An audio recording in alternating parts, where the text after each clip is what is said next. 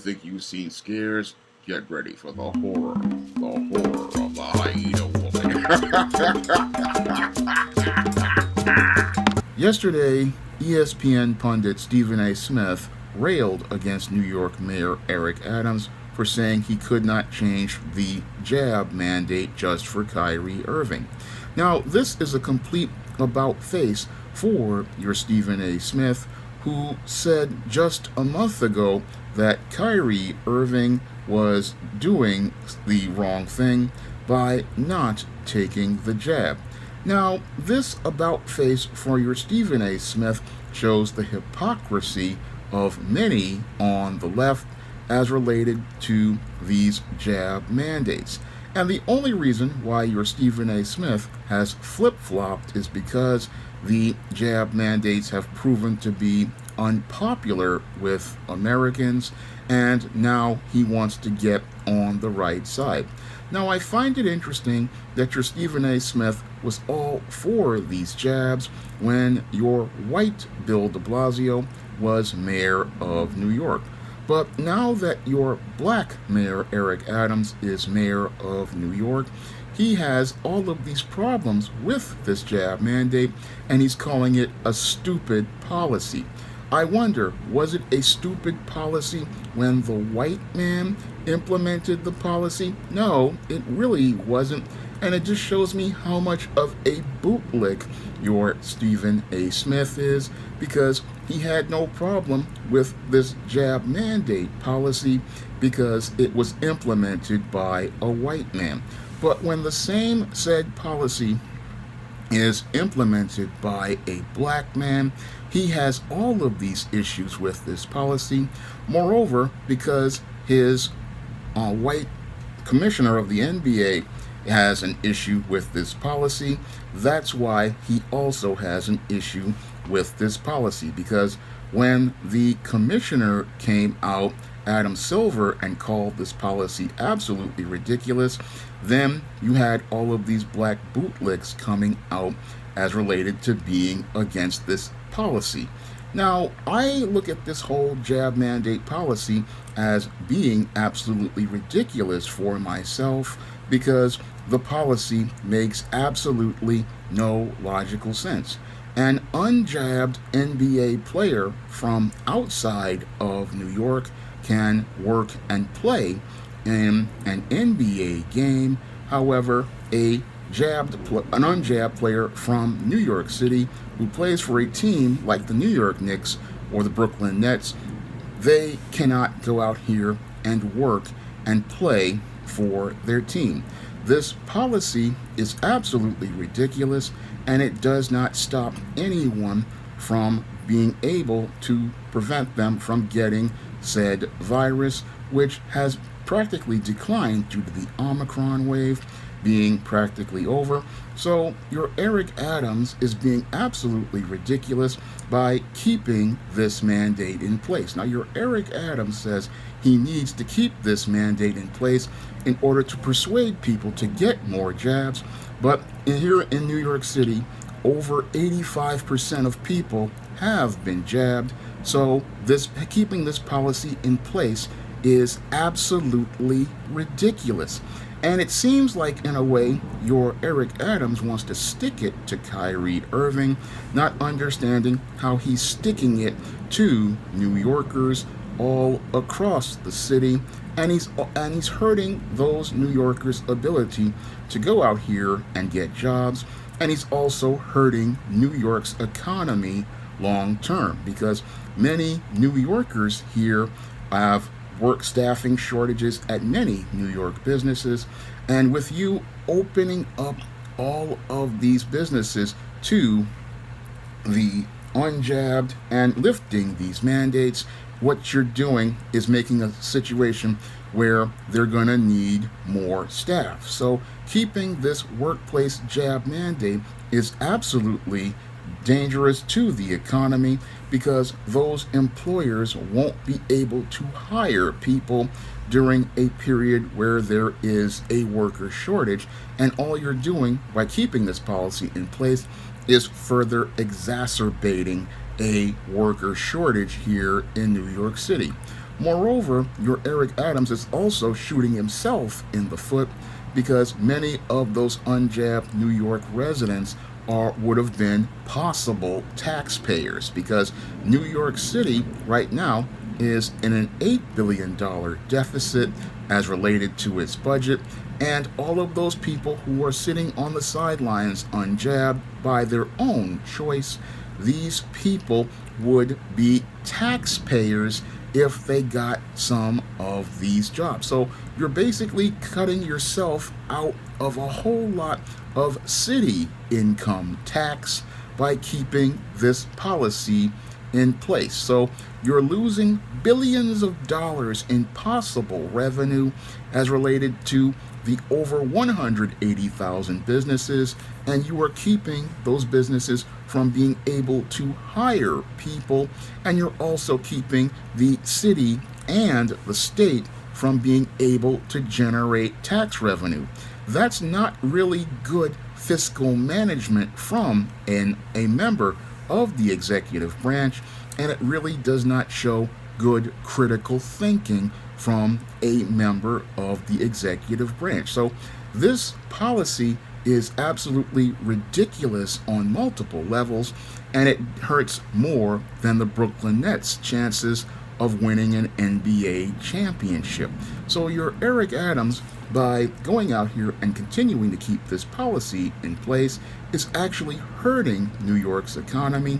Moreover, he's also alienating many of the people in his very same party, because your Joe Biden, in his State of the Union address, now he wants us all to be Americans with a so-called reset, and your Eric Adams with this policy keeps America from moving forward as related to Joe Biden's reset. And that's where your Eric Adams really messes up as related to this whole mandate. He doesn't understand that this mandate is not just about Kyrie Irving. This mandate is actually hurting New York and hurting New York's economy. And because he's in his feelings about your Kyrie Irving and also wants to preserve the failed legacy of Bill de Blasio, he holds on to a failed policy that did not stop the spread of the virus and did not really have much impact on anything. And these policies just need to go away. And the whole thing that I have a beef with your Stephen A. Smith is he's flip-flopping like many of these leftists, and the only reason why these leftists are flip-flopping is basically because they see that the position is unpopular. We have midterm elections coming up, and these people know that by going out here and holding on to these policies, they know that this is the end for those politicians. So all of those politicians, what they want to do is try to distance themselves from these policies.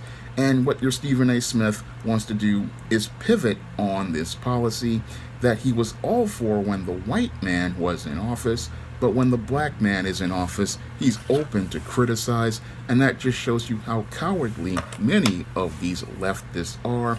They're sitting there, they were all for that policy of jab mandates, and they were all for Kyrie Irving possibly losing his job, but they're not for that anymore because the policy is unpopular, and they're not for it, not understanding that this jab mandate policy affects not just Kyrie Irving, it affects hundreds of thousands and even millions of New Yorkers who just want to go back to work, and they want to go out here and make a living and pay taxes to a city that basically went out here and disrespected many New Yorkers. Now, not just Kyrie Irving wound up losing money, there were millions of New Yorkers who wound up losing money as related to this. Many New Yorkers lost their jobs, and I have to say this mandate needs to go away because it's keeping people here from making a living.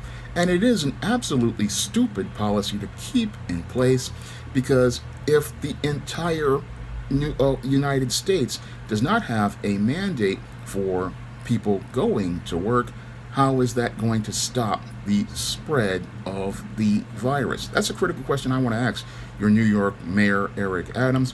And I also want to ask him, how is it going to lead to more people getting jabbed when 85% of the city currently is jabbed, according to some statistics, and 96% of the city has had at least one shot? So keeping this policy in place makes no logical sense, and it makes the mayor look like a complete idiot for following a policy by a Bill de Blasio, one of the most incompetent mayors in New York City history, and a man who has an approval rating lower than Osama bin Laden. But your Eric Adams wants to go out here and follow the lead of a failure, not understanding how he's impeding his own economy, because this is more than about Kyrie Irving. This is about the life of New Yorkers and the life of New York's economy, which is in the balance because of an $8 billion deficit, and he's not really critically thinking about the big picture. No, all he's thinking about is Kyrie Irving, and again, this is about bigger than Kyrie Irving. But what really disgusts me about, again, your Stephen A. Smith and many on the left is how they're pivoting out here, and then they want to reset things when they were sitting here denouncing people like Kyrie Irving for standing up for their right to choose, and they still do this even though the Supreme Court has deemed that you cannot tell a private business that they have to go out here and make people take a jab, and said it's unconstitutional. So this policy here in New York City, it just needs to go away, and these leftists need to get off this whole thing. But we also need to hold these leftists like Stephen A. Smith accountable, because these hypocrites were all out to destroy the lives and livelihoods of people, all because they didn't want to take a jab. But now they want to flip-flop because it's an election year, and they fear that they will be held accountable for their actions. And they also want to go out here and bootlick because they see that their white masters are against a position, but they're all for that position as long as a white person is for it. And again, it just shows us how your Stephen A. Smith is nothing more than a bootlick and a clown, similar to that cream of wheat man Mayor Eric Adams, who continues to hold on to a position, not understanding that he's getting ready to be painted as the bad guy here, and painted to be the fall guy for Bill de Blasio's retarded policy that literally led to severe damage to New York's economy, and continues to hold on to a policy that is damaging New York's economy, and doesn't even understand how he's being made to be demonized for something that was not his policy, and he should just get off this train before he winds up in a train wreck of a political career. Now, if you want to see me make more videos like this, you can donate to my Patreon, my PayPal, or my Cash App by clicking the links in the description box. And if you want to pick up some of my books on the SJS Direct imprint, like the ISIS series, the E-Steam series, the John Haynes series, and the books of the Spinsterella trilogy, you can find those books on Amazon.com in paperback and Kindle format. You can also find them on Smashwords, the iBook Store, and Google Play. That's all I have to say for this video. You can comment, rate, and subscribe. Coming to paperback and e-readers, ISIS Legacy. The sorority secrets from the goddess next door are revealed in this all-new ISIS series adventure. Pre-order your copy of ISIS Legacy on Amazon.com today.